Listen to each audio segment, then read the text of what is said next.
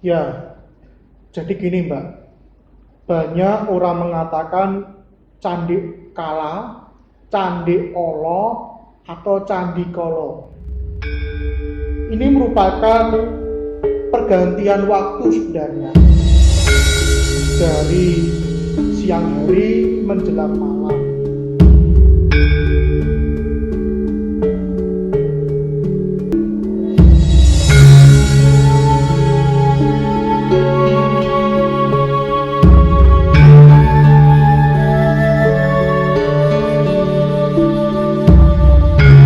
Pada kali ini, kita akan membahas mitos yang berkembang di masyarakat terkait misteri di balik keindahan dari senjakala, yaitu Candi Olo dari berbagai aspek. Ya, jadi gini Mbak, banyak orang mengatakan Candi Kala, Candi Olo, atau Candi Kolo. Ini merupakan pergantian waktu sebenarnya dari siang hari menjelang malam. Pergantian waktu ini membuat perubahan udara menjadi dingin dan lembab, sedangkan udara di dalam rumah terasa hangat dan kering. Secara bahasa, senjakala itu sebenarnya berasal dari Sandiokolo, yaitu dari kata sandi dan kolo. Sandi itu samar-samar, remang-remang, karena jelang malam saat matahari mulai tenggelam. Sedangkan kolo itu waktu, makanya ada Bathara Kala di tokoh pewayangan yang di setiap candi-candi Hindu itu terpampang di setiap pintu gerbang candi sebuah makara kolo. Lalu Sandiokolo itu jika digabungkan artinya adalah waktu yang samar-samar saat suasana antara kelihatan dan tidak, saat matahari mulai tenggelam. Orang Jawa itu senengnya gampangke. Maka dari itu Sandiokolo itu berubah menjadi Candi Olo yang harusnya dibaca Sandikolo. Malah ada yang menyebutnya itu karena lidah Jawa itu Candi Olo. Olo itu berarti suatu yang tidak baik. Dalam segi astronomi ada yang namanya twilight. Jadi senjakala ini sebuah fenomena optik meteorologis yang muncul karena adanya pemancaran cahaya oleh partikel di atmosfer. Sinar yang tampak sesaat sebelum matahari terbit di ufuk timur dan sesaat sebelum matahari tenggelam di ufuk barat itu menimbulkan warna tertentu di sekitar batas horizon, biasanya merah jingga. Di saat Candi Olo ini kan dalam budaya Jawa, orang-orang wajib menghentikan segala kegiatan. Nah, mereka ini dianjurkan berada di dalam rumah. Itu kenapa ya, Mas? Ya, di saat jelang maghrib ini kan konon katanya aktivitas makhluk-makhluk gaib itu dimulai. Sehingga anak-anak kecil harus masuk ke dalam rumah agar tidak terkena Candi Olo atau sesuatu yang buruk. Anak-anak dilarang duduk di pintu karena waktu yang tidak baik. Banyak setan, jin, dan makhluk halus itu bergentayangan. Ini sebenarnya bisa dijelaskan secara logis.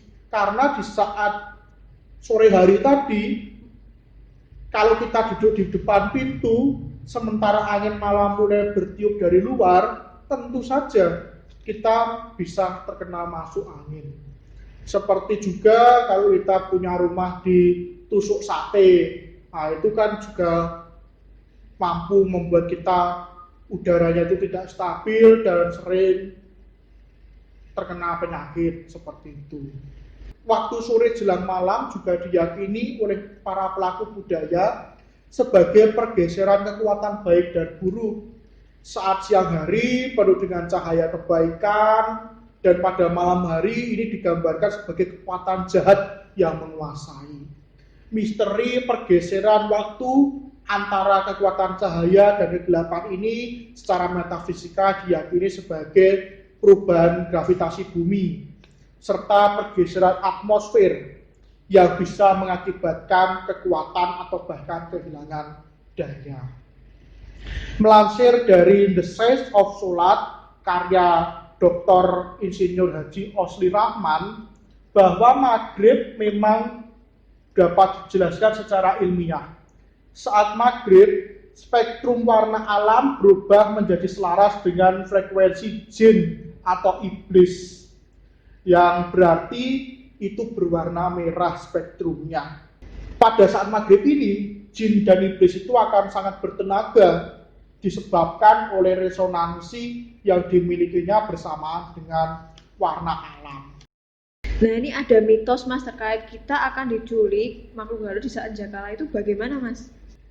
Menurut mitosnya, jika ada orang yang keluar saat maghrib, dipercaya orang itu nantinya akan diculik oleh makhluk halus. Karena menurut orang zaman dulu, maghrib adalah waktu bagi makhluk halus atau hantu untuk keluar atau berkeliaran, karena resonansinya yang sama dengan warna spektrum merah di saat senjakala tadi. Biasanya yang keluar itu seperti wewe gombel yang senang sekali menculik anak-anak yang keluar pada saat maghrib. Seperti itu, mitosnya wewe gombel ini menculik anak-anak yang bermain karena dia kasihan pada anak-anak yang sore hari kok tidak diurusi oleh orang tuanya, makanya dia yang mengurusi. Sebenarnya mitos ini memiliki tujuan tersendiri, yaitu membuat orang-orang tetap berada di rumah. Karena setelah kita bekerja seharian, pada waktu siang hari tentunya akan merasa lelah. Waktu maghriblah waktu yang tepat untuk istirahat dan syukur-syukur kita beribadah, mensyukuri segala nikmat yang diberikan oleh Allah atau Tuhan Yang Maha Esa di sehari yang telah kita lalui. Nah, lalu Mas, Candi Olo ini apakah juga ada di luar Jogja?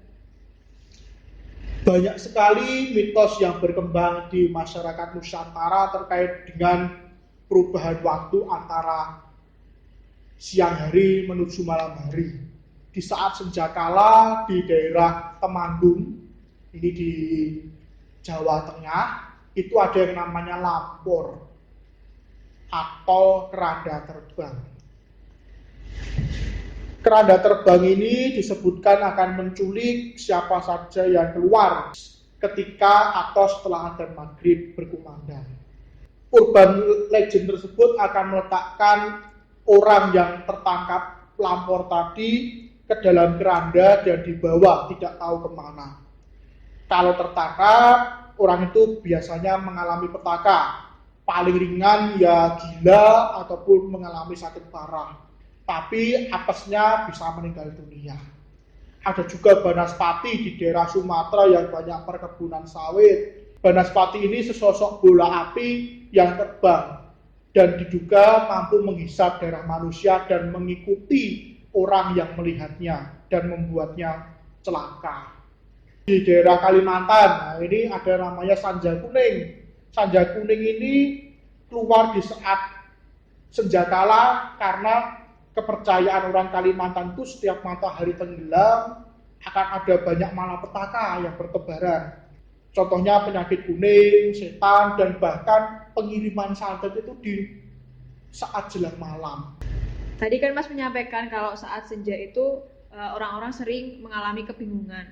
Saya pernah nih Mas punya pengalaman tidur saat sore hari, bangun tiba-tiba linglung dan merasa kalau hari itu sudah pagi. Itu kenapa ya Mas? Saya pun juga pernah Mbak. Jadi waktu itu saat SMP, saya pulang dari study tour ke Bali, sampai rumah itu sekitar jam 1-an siang. Saya tertidur jelang asar itu. Bangun-bangun, dibangunkan ibu. Saya lihat jam 5. Saya kira itu jam 5 pagi, tapi kok ibu malah bilang gini, "Kartuku bakso ora." Loh, jam 5 pagi siapa yang jualan bakso? Ternyata saya bingung, itu masih jam 5 sore. Fenomena seperti ini sering terjadi karena di saat senjakala ini suasananya hampir sama seperti di saat matahari terbit, seperti itu. Sehingga membuat kita ilusi Bahkan Rasulullah pun dalam hadisnya berkata, barang siapa yang tidur setelah asar, lalu akalnya dicuri atau hilang ingatan, maka janganlah sekali-kali ia mencela selain dirinya sendiri. Nah, ini dari segi agama pun, khususnya agama Islam, terdapat sebuah hadis yang menjelaskan bahwa tidur setelah asar itu bisa menyebabkan hilang akal. Jangan-jangan hilang akal di sini mungkin ya disamakan seperti saya tadi, kebingungan waktu yang saya alami. Tembang dolanan itu juga ada yang namanya tembang padang bulan. Nah, ini kan menceritakan sesuatu yang asyik dan mengingatkan kita sebenarnya, karena ada syairnya, yo prakanca dolanan ning jaba padang bulan padane kaya rina rembulane sing ngawe-awe nyengake aja padha turu sore. Pada bait terakhir ini mengingatkan kita aja padha turu sore. Nah, terus Mas, apa cuma sebatas bingung aja ketika kita ini tidur sore hari? Tidur di sore hari itu ternyata banyak mudaratnya daripada kebaikannya. Karena tidur di sore hari itu dikhawatirkan membuat kita sulit tidur di malam harinya, alias begadang. Dikhawatirkan juga kalau berlangsung terus-menerus, sering begadang, itu akan mempengaruhi sistem sirkadian kita. Sistem sirkadian inilah yang mengganggu jam alami yang dimiliki oleh manusia. Seperti itu, jadi jam biologis kita pun terganggu. Yang selanjutnya adalah membuat badan jadi lemas. Tidur yang kita harapkan agar badan kembali segar justru berkebalikan. Tidur di waktu sore hari malah membuat kita merasa lemas. Karena ternyata pada saat sore hari itu, tubuh cenderung bersuhu tinggi dan kondisi tubuh seperti dipaksa untuk istirahat. Nah, karena kita melawan arus, jadinya pusing dan lemas. Seperti itu. Tapi Mas, fenomena saat ini tuh banyak orang pada saat matahari tenggelam asik menikmati suasana dan keindahannya. Bahkan di Bali, sunset itu dijadikan objek wisata yang laris manis. Dalam hadisnya Rasulullah melarang kita untuk berpergian atau beraktivitas di luar rumah saat maghrib. Hal itu bukanlah hanya penuturan lisan turun-temurun saja. Dalam sabdanya Rasulullah mengatakan bahwa jangan lepaskan hewan-hewan ternak dan anak-anak kalian ketika matahari terbenam sampai berlalunya awal isya, karena parasitan berkeliaran antara waktu terbenamnya matahari sampai berlalunya awal isya. Itu menurut hadis riwayat Muslim. Dan Rasulullah pun juga menganjurkan untuk menutup pintu-pintu rumah saat maghrib tiba. Jika waktu awal masuk malam, kalian memasuki waktu sore, maka tahanlah anak-anak karena setan sedang berkeliaran. Dan tutuplah pintu-pintu dan sebutlah nama Allah karena setan tidak bisa membuka pintu yang tertutup. Atas dasar hadis tersebut jelas bahwa saat maghrib itu hendaknya kita tetap di rumah. Selain itu, para orang tua hendaknya menggendong bayi-bayi mereka di waktu maghrib.